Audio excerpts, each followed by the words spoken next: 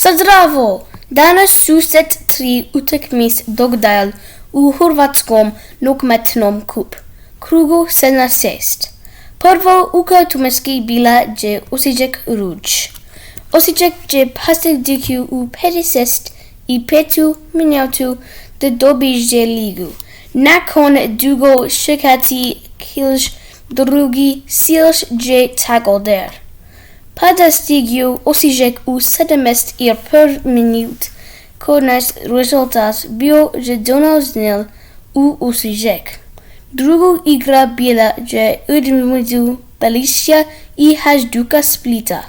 Prvo je cilj postignut samo sa 3 minut u utakmici Hajduka Splita. Ale Balić je jako brzo reagirao u samo 1 minutu. Hajduk Split napravio je 2-1 u 35 minuti. Hajduk je napravio 3-1 tada se dran u tako malo vremena nakon 55 minut.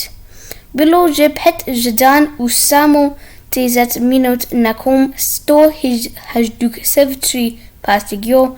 Treća i završna igra bila je između Šibenika i Slaven Belupa. Prvi cilj je postigao Slaven Belupa u 78 minuta kroz kaznu.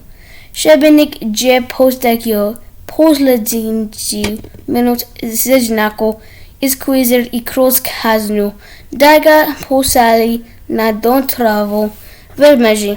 Nakon postojanja dodatno vrmež bez seležja. Kazna bi šlo odahko tko tren naglaset v stranu. Slaven Belupo pretvorio se 5 dok že Šibenik pretvorio 3 dok by Slaven Belupo ostirčna se trofejno. Dovidenja.